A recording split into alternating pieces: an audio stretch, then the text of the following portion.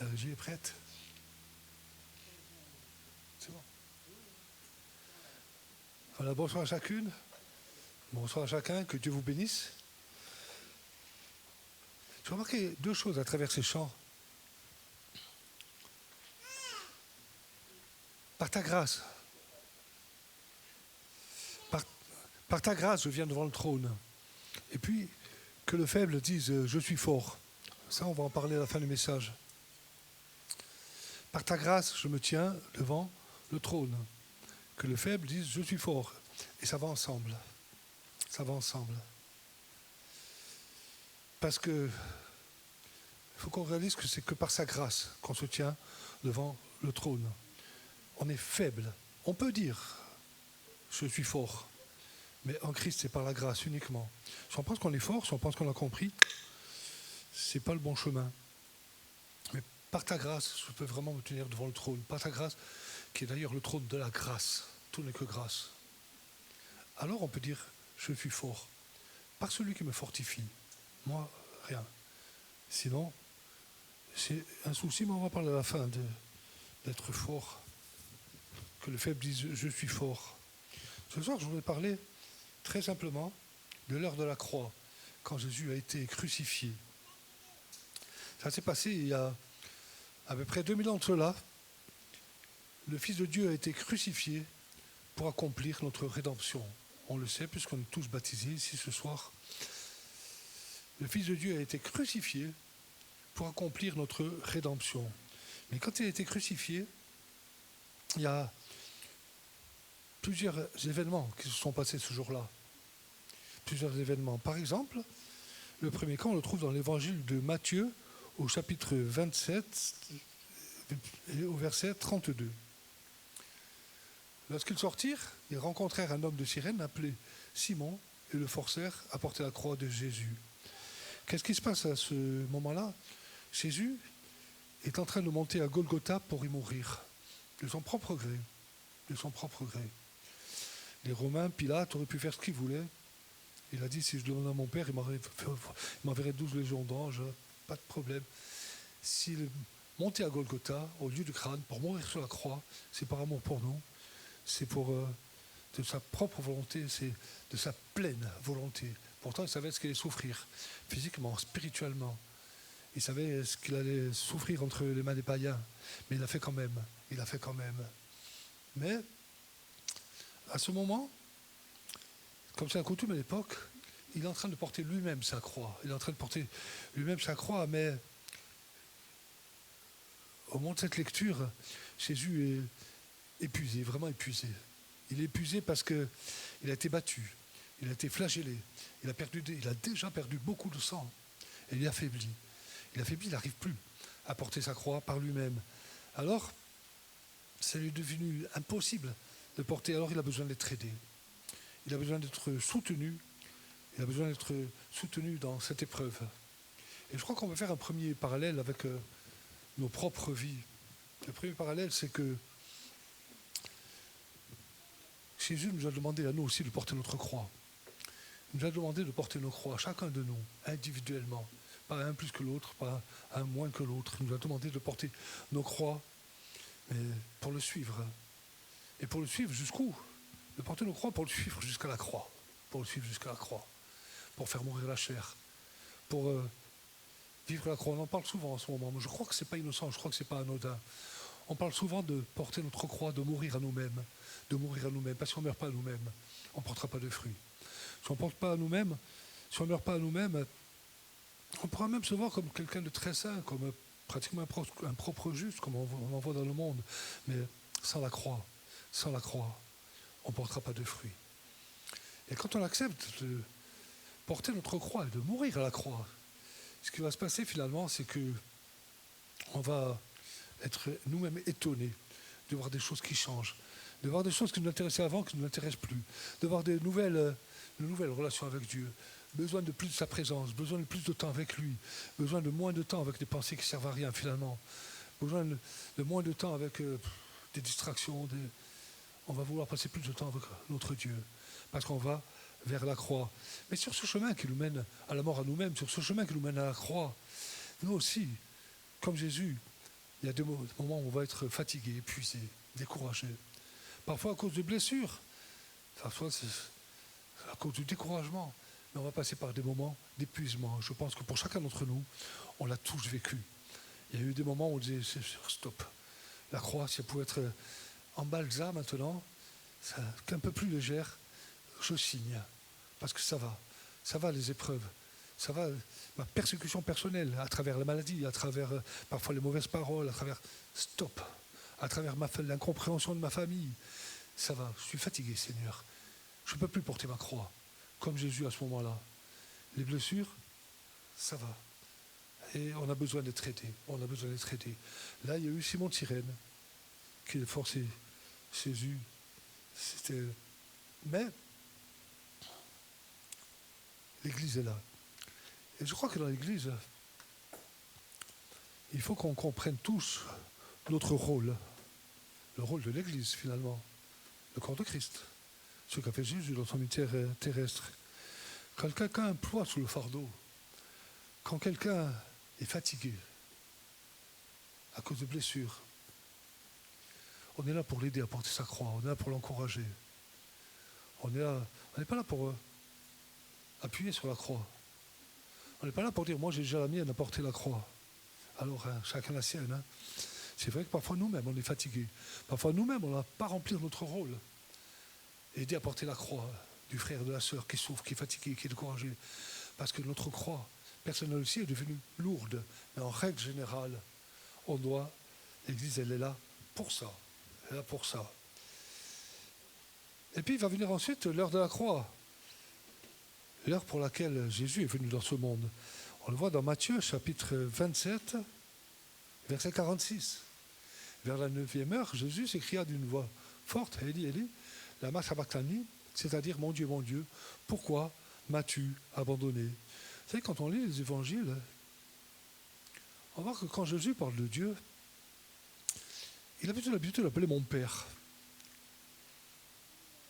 Mon Père et moi, nous sommes un. Mon Père m'exauce toujours, etc., etc., etc., etc. Et là, curieusement, il n'appelle plus mon Père. Il n'appelle plus Abba, il n'appelle plus Papa. Il appelle mon Dieu, mon Dieu. On dirait que presque la relation avec son Père a été comme abîmée. Maintenant, il ne le voit plus comme son Père, il le voit comme son Dieu. Pourtant, c'est Jésus. Et oui, la relation de Jésus avec son Père a été abîmée à ce moment-là à cause du péché. Et évidemment pas de son péché, à cause de notre péché qu'il est en train de porter. À cause du péché, de mon péché, de ton péché. On est tous pécheurs, on est sauvés par grâce. Il faut qu'on arrive un jour à le comprendre tous, moi le premier, on est sauvés par grâce. On n'est rien, on n'est personne. Il n'y a que la grâce de Dieu, je le répète, qui nous fait tenir debout. Et parfois, nous aussi, on peut se retrouver comme perdant cette relation avec notre Père et même plus oser l'appeler notre Père, l'appeler mon Dieu. Parce que, à cause de mon péché personnel, alors que je suis passé par le baptême, alors que je cherche à marcher dans la sanctification, je suis retourné à certaines choses et mon péché abîme ma relation avec Dieu. Et je ne l'appelle plus mon Père, je l'appelle mon Dieu. Mais c'est quand même mon Dieu. Et c'est quand même toujours mon Père. Un Père qui ne va pas forcément approuver ce que j'ai fait, mais qui m'aime. Et ça reste mon Père. Alors, il y a des moments où on va dire, nous aussi, comme Jésus, mon Dieu, pourquoi m'as-tu abandonné? Pourquoi tu m'as abandonné? Pourquoi tu m'as abandonné? Et je crois que pratiquement pour chacun d'entre nous, ce soir, on a pu le dire un jour. Seigneur, qu'est-ce qui se passe? Tu m'as abandonné là? Qu'est-ce que j'ai fait? Parfois, je sais très bien ce que j'ai fait. Parfois, je suis dans l'incompréhension. Quand je sais très bien ce que j'ai fait, je passe par la repentance. C'est pardonner. C'est entre Dieu et moi. Et puis parfois, je suis dans l'incompréhension, parce que je me dis, quand même, Seigneur, j'ai rien fait, quoi. Je cherche vraiment la sanctification. Je cherche vraiment à honorer le nom de Dieu. Ça a été rappelé l'autre soir. Être sanctifié, être mis à part, être différent. Différent de ce monde qui se perd, de ce monde corrompu, de ce monde qui va vers la perdition et qui y va en chantant. Parce que la croix, ils n'en veulent pas. Ils veulent la gloire. Écoutez la télé en ce moment. Vous allez voir où est la croix. Et puis je ne fais pas de politique. Hein. Pour moi, ils se valent tous, croyez-moi bien. Hein. Vous allez voir où est la croix, là. La gloire. Et pourtant, on dirait qu'ils portent leur croix hein, parce qu'ils viennent pour servir. Merci. Mais en clair, on arrive à dire, mon Dieu, pourquoi m'as-tu abandonné? Pourquoi m'as-tu abandonné? Pourquoi est-ce que tu fais rien? Je me sens comme abandonné. Tu ne vois pas la situation dans laquelle je suis en ce moment? Tu ne vois pas ma souffrance? Tu ne vois pas que c'est difficile pour moi? Tu ne vois pas que je suis sur le point d'arrêter la course? Pourquoi tu m'as abandonné, Seigneur? Et ça, c'est évidemment un faux isolement parce qu'il ne nous abandonne pas. La Bible dit que si une mère abandonnait son enfant, lui ne nous abandonnera jamais. Nous abandonnera jamais. Et pourtant, parfois, on tient quand même ce raisonnement, même après des années de conversion.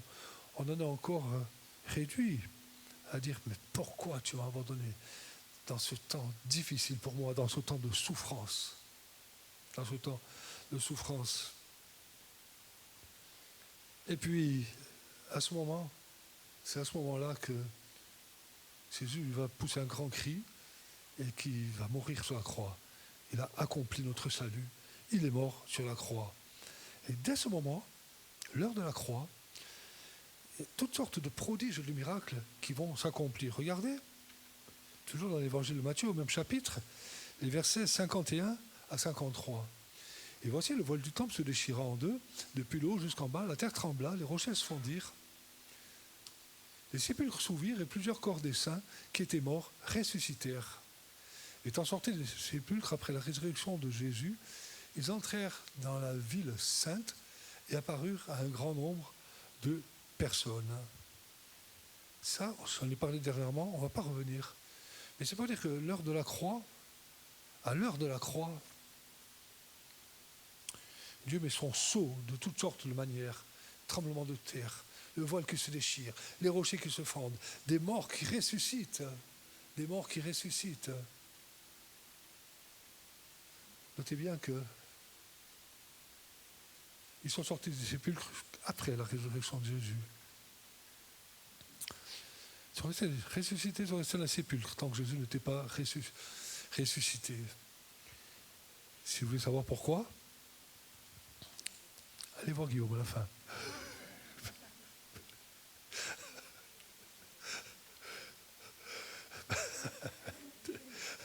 Mais en fait, ce qui est important, c'est que tous ces miracles, tous ces prodiges, ils vont aboutir au verset 54. Le centenier, ceux qui étaient avec lui pour garder Jésus, ayant vu le tremblement de terre, et ce qui venait d'arriver, c'est-à-dire tous les miracles, tous les prodiges, furent saisis d'une grande frayeur et dirent assurément, cet homme était le Fils de Dieu. Ils sont venus avec un cœur, ils insultaient Jésus, ils sont venus pour le crucifier, ils étaient envoyés par Pilate, ils étaient contents de faire cette mission. C'était, vous savez, les soldats romains, ils avaient l'habitude de ces choses-là, ils n'avaient pas un cœur très tendre, hein. Un crucifié, un supplifié qui criait, qui demandait pitié, ça les faisait rire, ça les faisait rire. Mais devant le sceau qu'a mis Dieu à notre rédemption, quand Jésus a rendu l'âme, quand il a mis son sceau avec tous ses prodiges, tous ces miracles, il dit assurément, cet homme était fils de Dieu. Cet homme était fils de Dieu. Parce que tous ces gens-là, ils étaient spectateurs. Ils étaient sur place. Ils voyaient ce qui se passait. Ils ne pouvaient pas le nier. Ils y étaient.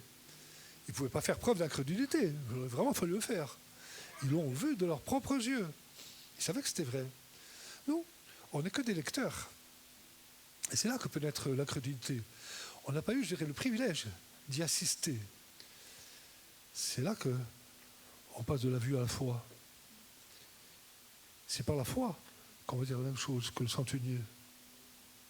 Quand je lis tout ce qui s'est produit, je peux déclarer assurément que cet homme était fils de Dieu. Cet homme était fils de Dieu, c'était le fils de Dieu. Parce que je crois que l'évangile n'est pas une fable. Je crois que c'est une vérité historique et surtout une vérité spirituelle, surtout la volonté de Dieu qui s'accomplit. À partir de là, les choses changent. Assurément. C'est le Fils de Dieu qui a été donné à la croix pour moi. Dans la bouche du centurion, on pourrait dire en quelque sorte que Jésus change de statut. Il passe du statut de condamné, du statut de simple homme, au statut de fils de Dieu. Et ce que je veux dire à travers ça, c'est que c'est nécessaire que nous aussi on fasse cette démarche spirituelle. Jésus était homme, mais il était Dieu. Réconciliant le monde avec lui-même par la croix qu'il a portée, qu'il a subie volontairement. Parce qu'un homme, même s'il est plein d'amour, même s'il est plein de compassion, même s'il est plein de sagesse, il ne va pas pouvoir faire grand-chose pour toi, pour moi. Quand ça devient très difficile, et surtout à l'heure de passer l'éternité, on aura dû faire notre choix, avec Dieu ou sans Dieu. Un homme ne pourra pas nous ouvrir les portes du ciel. Mais si on est passé au statut d'homme, au statut de fils de Dieu, là je réalise que ce n'est pas un homme, c'est le fils de Dieu, qu'il est ressuscité et qui peut tout pour moi, qui peut mener ma vie, bien plus intelligemment que je peux la mener moi, qui peut me pardonner, qui peut me guérir, qui peut me sauver, qui peut me conseiller, qui peut me diriger, qui peut me montrer là où je ne dois pas mettre les pieds, qui peut me reprendre parce qu'il en a largement le droit de nous reprendre pour dire, toi mon enfant, là où tu vas, c'est pas bon. C'est pas bon, tu sors du chemin. Par son esprit. Il y a un détail quand même par rapport à ce centenier. On le voit dans l'évangile de Luc, je crois, si je ne me suis pas trompé. Je ne sais pas si c'est pas mis Matthieu. Luc, chapitre 23, verset 48.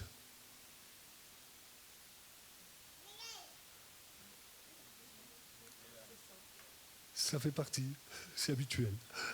C'est pas grave. C'est pas grave. Il dit que la foule est partie en se frappant la poitrine. Se frapper la poitrine. Vous savez ce que c'est ça? En français, ça s'appelle battre sa culpe. Battre la culpe. Battre sa culpe. En latin, mea culpa. Et quand j'étais enfant de cœur, parce que j'étais enfant de cœur, hein, même si on ne dirait pas comme ça, je me souviens, le curé disait mea culpa, mea culpa, mea maxima culpa. C'est-à-dire, c'est ma faute, c'est ma très grande faute. Et avec le curé, on disait, avec le geste, mea culpa, mea maxima culpa. On battait notre culpe, c'est-à-dire qu'on se déclarait coupable devant Dieu. Et cette foule est partie en se frappant la poitrine, c'est-à-dire en se reconnaissant coupable devant Dieu et en demandant pardon à Dieu, en disant, je suis coupable devant toi, Seigneur. Voilà ce qu'a produit lors de la croix. Déjà, Jésus n'est pas encore ressuscité. Il y a toute une foule, il n'y a pas que le centenier, hein.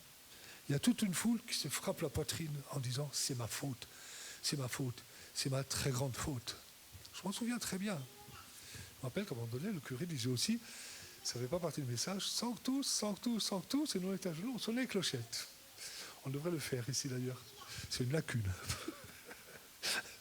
Mais en fait, de ce côté-là, c'était vrai.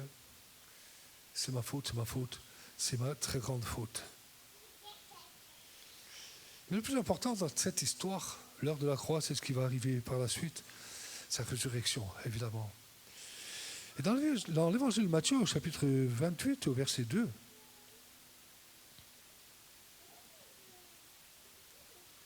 il est dit, et voici il y a eu un grand tremblement de terre, car un ange du Seigneur descendu du ciel vint rouler la pierre et s'assit dessus. Un ange est venu rouler la pierre. Pourquoi? Parce qu'il y a des femmes qui aiment Jésus. Je crois qu'on aime Jésus ici. Pour elles, Jésus était mort. Et il aurait parlé à ses disciples d'être livré entre les mains des païens, de souffrir entre les mains des païens, de ressusciter le troisième jour. Mais manifestement, ils n'avaient rien compris parce qu'il n'y a qu'à voir sur le chemin d'Emmaüs. Pour eux, Jésus était mort. Et donc, on est à la fin de l'histoire et on dit, ah, quand même, ils sont bêtes. Hein. Seulement le problème, c'est nous aussi, parfois, parce que Jésus est mort pour nous. Parfois, on ne réalise plus qu'il est ressuscité, qu'il a tout pouvoir dans le ciel et sur la terre, et qu'il est là pour nous porter, qu'il est là pour changer ta situation ce soir, qu'il est là pour bouleverser ta vie, qu'il est là pour te ramener sur le droit chemin. Et même nous, chrétiens, nous amener à la repentance par la puissance de son esprit. Mais ces femmes, elles aimaient Jésus, elles voulaient l'embaumer, faire une dernière chose pour lui. Alors, elles sont rendues au tombeau. Mais il y avait une pierre qui était là. Vous savez, comme plusieurs d'entre nous, j'ai été au tombeau à Jérusalem. Et celui qu'on pense être le tombeau de Jésus, moi je pense à celui-là, parce que ça correspond quand même vraiment aux évangiles. Mais il n'y a plus la pierre. Et quand vous voyez la goulotte qu'il y a, où on faisait certainement rouler cette pierre, je vous assure que c'est pas rien. Hein, ça devait se présenter un petit peu comme une meule de moulin, mais une immense meule de moulin. Et pour bouger ça, les pauvres femmes, elles ne pouvaient pas bouger la pierre. Que le faible dise « je suis fort ». Elles ne pouvaient pas rouler la pierre. Et parce que c'était beaucoup trop lourd pour elles, cette pierre. L'accès à ce Jésus qu'elles aimaient, l'accès leur était interdit. La pierre était là. La pierre était là. Alors qu'est-ce qui s'est passé? Un ange du Seigneur descendu du ciel vint rouler la pierre et s'est assis dessus. Il a roulé la pierre. Ce que je veux dire par là, c'est que nous aussi, parfois, on a des pierres à rouler pour accéder à Jésus. Ça peut être la pierre de l'incrédulité. Ça peut être la pierre de notre péché, de notre lien. Ça peut être la pierre des blessures passées. On n'arrive pas à en sortir. Ça peut être la pierre de l'amour du monde. Ça existe aussi. Même chrétien. Toutes ces choses-là. Et bien souvent, on manque de force pour rouler ces pierres. On n'a pas la force. Parce que quand on a la force de faire nous-mêmes, Dieu ne va pas intervenir. Devant le tombeau de Lazare, il n'y a pas d'ange du Seigneur qui est venu. Il a dit, roulez la pierre. C'est aux hommes de le faire parce qu'ils pouvaient le faire. Cette pierre-là, ils sentent déjà la pierre de l'incrédulité. Roulez la pierre. Et ils ont obéi, heureusement pour Lazare. Il y a des pierres qu'on peut rouler nous-mêmes. Il y a des pierres que tu peux rouler, que je peux rouler dans ma vie. Par rapport à certains péchés, par rapport à certains comportements, par rapport à certaines négligences, facilités dans la vie chrétienne. Des pierres qu'on peut rouler nous-mêmes. Je l'ai déjà raconté une fois à l'église. J'avais un collègue, un jour on parlait de péché, de ne pas pécher. Je disais, mais il y a des choses que tu peux éliminer de ta vie, des choses que tu n'arrives pas à éliminer. Quelqu'un qui est lié par la drogue, quelqu'un qui est lié par le tabac, quand il rentre dans cette église, comment voulez-vous qu'il fasse? C'est Dieu qui va le faire pour lui, s'il crie à Dieu, s'il le souhaite vraiment. Et je disais à ce collègue, mais toi tu n'es pas dans ce cas-là. Si toi, par exemple, tu gares la voiture devant le garage de ton voisin, rien que pour l'embêter parce que tu es en conflit avec lui. Si ça, tu peux le faire toi-même, d'arrêter. Tu n'as pas besoin de Dieu pour arrêter de faire ça. Je plaisante, mais c'est une grande vérité. Il y a des pierres qu'on peut vraiment rouler nous-mêmes. Dieu ne le fera pas pour nous. Mais quand on manque de force, des liens, on crie à Dieu, on ne peut pas s'en débarrasser. Quand on manque de force pour nos pierres, pour libérer l'accès à Jésus, alors le surnaturel de Dieu intervient. Dieu intervient. Et c'est lui qui roule les pierres. Ça et ces femmes, elles étaient exactement comme nous. Elles aimaient Jésus. Et ces femmes, elles avaient une qualité qu'il faut qu'on cultive abondamment dans nos églises. Je ne dis pas que ce n'est pas le cas. Moi, je parle pour moi. Une qualité qu'il faut qu'on cultive abondamment dans nos églises, elles étaient conscientes de leur faiblesse. Elles disaient, on ne peut pas faire ça. On a besoin de toi, Seigneur. Quand on croit qu'on est capable, nous, je crois que ce n'est pas bon. Mais si je suis capable de ma faiblesse, que le faible dise je suis fort, parce que je peux tout par celui qui me fortifie. Mais par celui qui me fortifie, seulement.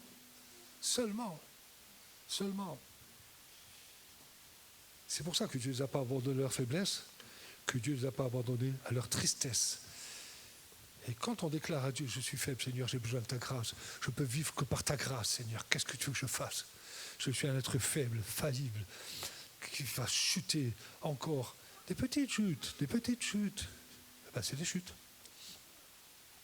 Et Dieu nous relève, parce qu'il voit qu'on est sincère avec lui, qu'on n'en veut plus. Ça ne veut pas dire qu'il faut le cultiver, mais c'est la grâce qui nous tient debout. La grâce.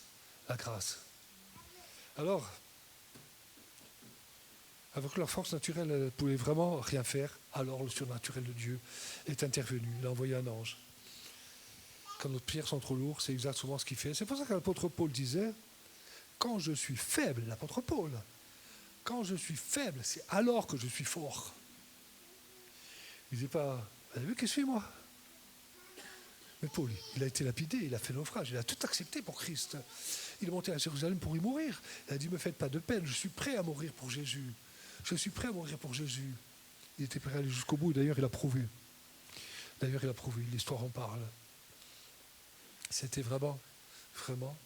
Et pourtant, il disait, je suis faible, mais c'est quand je suis faible que je suis fort.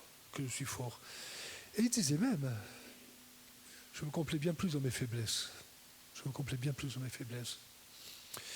crois qu'il faut qu'on le digère, ça. Je suis faible. Je ne peux pas prétendre tout savoir. Je ne peux pas prétendre savoir mieux que l'autre, évidemment. Parfois, quand on a étudié la Bible, on connaît mieux que l'autre. On est là pour l'enseigner, évidemment. Il en faut, sinon, l'Église ne va pas aller bien loin. On est tous faibles. Donc, j'ai besoin de ta grâce, Seigneur. Et enfin, Matthieu chapitre 28, verset 4, devant la scène qui s'est passée, devant le surnaturel de Dieu qui s'est manifesté, et surtout devant le fait que Jésus était ressuscité, il n'était plus dans le tombeau. Jésus est ressuscité, qu'est-ce qui se passe? Les gardes tremblèrent de peur et devinrent comme morts. Je ne sais pas si vous en rendez compte, tout à l'heure je parlais du peuple qui était là, et eux, ils avaient le privilège, si on peut dire, d'assister à tous ces prodiges, à tous ces miracles, d'en être spectateurs, ils ne pouvaient pas le nier. Et ces gardes, ils sont là au moment de la résurrection de Jésus. Ils voient bien que Jésus n'est plus dans le tombeau. Ils sont en train de vivre l'événement le plus important de toute l'humanité. Ils tremblent de peur.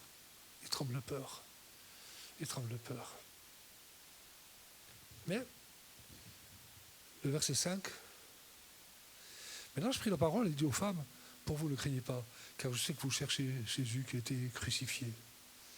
Ces femmes qui étaient faibles, elles ne tremblaient pas de peur, elles aimaient Jésus. Et l'ange d'ailleurs les a rassurées même.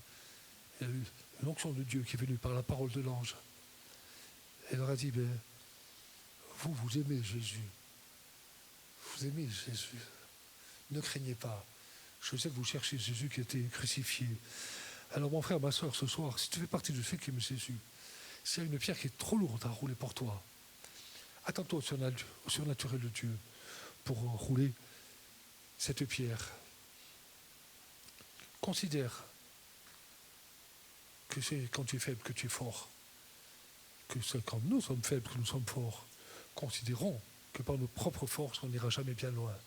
Et si on croit que nous, on est costauds, si on croit que nous, on a plus de force que le frère, que la sœur, vous savez, c'est temporaire, ces choses-là.